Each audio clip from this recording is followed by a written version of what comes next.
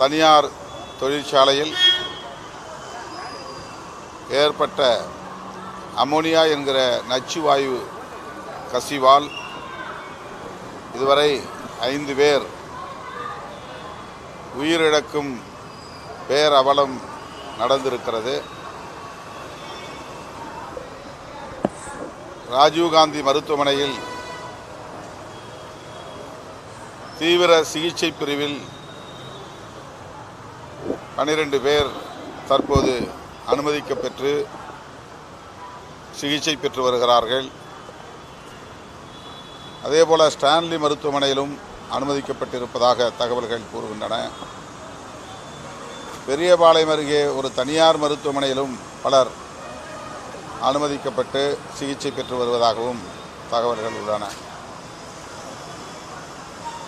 இப்போது ராஜீவ்காந்தி அரசு பொது மருத்துவமனையில் அனுமதிக்கப்பட்டுள்ள அமோனியா வாயு கசிவால் பாதிக்கப்பட்டு சிகிச்சை பெற்று வரும் அந்த தொழிலாளர்கள் அனைவரும் பெண் தொழிலாளர்கள் என்பதை அறிந்து மிகுந்த அதிர்ச்சி அடைகிறோம்.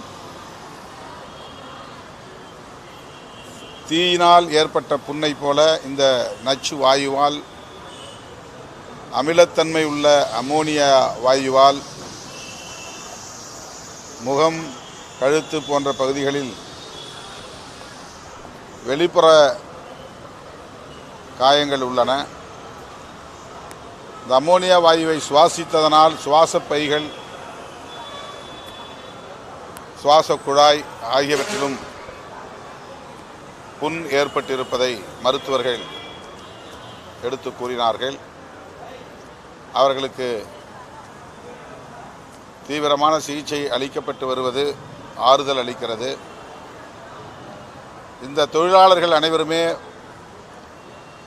வட இந்திய மாநிலங்களை சார்ந்தவர்கள் என்பது மேலும் அதிர்ச்சி அளிப்பதாக உள்ளது.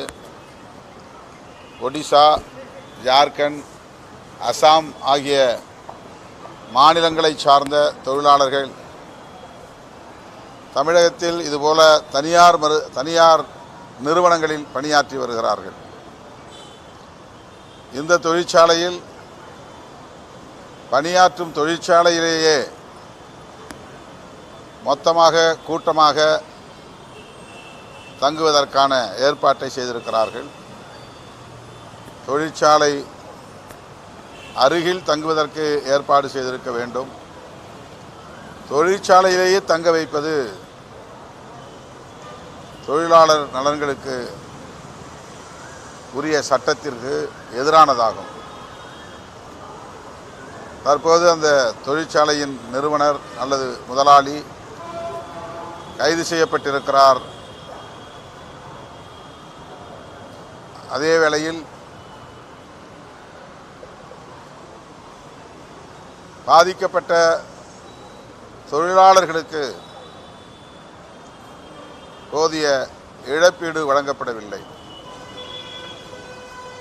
2 லட்சம் ரூபாய் என்பது பாதிக்கப்பட்ட குடும்பத்தினருக்கு உரிய இழப்பீடாக இருக்க முடியாது. 18 வயதிலிருந்து 25 வயதுக்குட்பட்ட இளம் பெண்கள் இங்கே தொழிலாளர்களாக பணியாற்றுகிறார்கள் என்பது இன்னும் அதிர்ச்சி அளிக்கக்கூடியதாக உள்ளது. எனவே இதுபோன்ற தொழிற்சாலைகளில் தொழிலாளர்களுக்கான பாதுகாப்பை உறுதிப்படுத்துவதற்கு உரிய ஆய்வுகளை நடத்தியிருக்க வேண்டும், கண்காணிப்பை செய்திருக்க வேண்டும். இனிமேலாவது இத்தகைய பேரிடர் நிகழாதவாறு தடுப்பதற்கு உரிய நடவடிக்கைகளை தமிழ்நாடு அரசு மேற்கொள்ள வேண்டும் என்று கேட்டுக்கொள்கிறோம். உயிரிழந்தோர் குடும்பத்திற்கு குறைந்தது தலா 10 லட்சம் ரூபாய் இழப்பீடு தொகை வழங்க வேண்டும். அந்த குடும்பத்தை சார்ந்தவர்களில் தலா ஒருவருக்கு அரசு வேலைவாய்ப்பு வழங்க வேண்டும் என்றும் கேட்டுக்கொள்கிறோம். இந்த விபத்தில் பாதிக்கப்பட்டு சிகிச்சை பெற்று வருகிற காயமடைந்துள்ள அனைவருக்கும் அரசு இழப்பீட்டுத் தொகை வழங்க வேண்டும் என்றும் அவர்களுக்கு தொடர் சிகிச்சை அளிப்பதற்கு உயர் சிகிச்சை அளிப்பதற்கு ஆவண செய்ய வேண்டும் என்றும் தமிழ்நாடு அரசுக்கு விடுதலை சிறுத்தைகள் கட்சி வேண்டுகோள் விடுக்கிறது.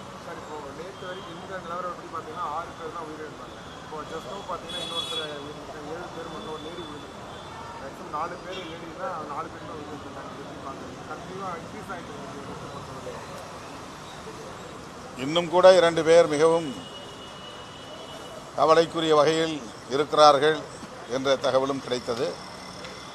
பல பேர் வெண்டிலேட்டரிலிருந்து மீண்டு வந்திருக்கிறார்கள். செயற்கை சுவாசத்திலிருந்து மீண்டு தன்னியல்பாக சுவாசிக்கிற அளவுக்கு நலம் பெற்று வருகிறார்கள், மீண்டு வருகிறார்கள் என்பதை மருத்துவர்கள் உறுதிப்படுத்தினார்கள். இந்த சாவு எண்ணிக்கை மேலும் உயரக்கூடாது. அதற்கேற்ப மருத்துவர்கள் உயர் சிகிச்சை அளித்து வருகிறார்கள் என்றாலும் இன்னும் கூடுதல் கவனம் செலுத்தி தேவைப்பட்டால் அவர்களுக்கு போதிய வசதி உள்ள மருத்துவமனைகளில் அனுமதித்து அவர்களை காப்பாற்றுவதற்குரிய நடவடிக்கைகளை மேற்கொள்ள வேண்டும் என்று கேட்டுக்கொள்கிறேன்.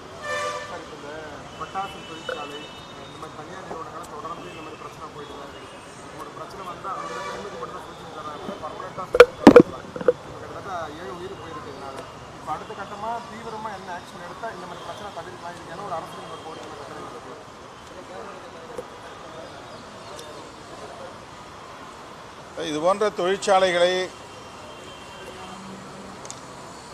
அடிக்கடி ஆய்வுக்கு உட்படுத்த வேண்டும். தொழிலாளர்களுடைய நலன்களை கண்காணிக்க வேண்டும்.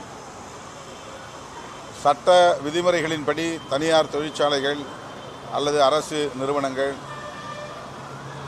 இயங்குகின்றனவா என்பதை ஆய்வு செய்தாலே முன்னெச்சரிக்கை நடவடிக்கைகளை மேற்கொண்டு விட முடியும். இந்த தொழிற்சாலைக்கு மேலே கீழே மீன் உணவு தயாரிக்கிற பதப்படுத்துகிற பணிகள் நடைபெறுகின்றன. மேலே டார்மிட்டரி என்கிற பெயரில் பல பேர் தங்குகிற ஒரு அறை ஏற்பாடு செய்து அந்த அறையிலே தங்க வைத்திருக்கிறார்கள். தொழிற்சாலையிலேயே தங்க வைப்பது குற்றம். அதுவே சட்டத்தின் விதிமுறைகளின் கீழ் வராது. சட்டத்தை மீறிய செயலாகும். அடிக்கடி இத்தகைய தொழிற்சாலைகளை பார்வையிட்டிருந்தால், ஆய்வு செய்திருந்தால் இதை தடுத்திருக்க முடியும். ஆக உரிய ஆய்வுகளோ கண்காணிப்போ நடைபெறவில்லை என்பதைத்தான் இது உறுதிப்படுத்துகிறது. எனவே எப்போதும் விபத்துக்கு பின்னர் நட்டையீடு வழங்க வேண்டும் என்று சிந்திப்பதை விட முன்னெச்சரிக்கையாக தடுப்பு நடவடிக்கைகளில் ஈடுபட வேண்டும் என்பதில் அரசு கூடுதல் கவனம் செலுத்த வேண்டும் என்று கேட்டுக்கொள்கிறேன்.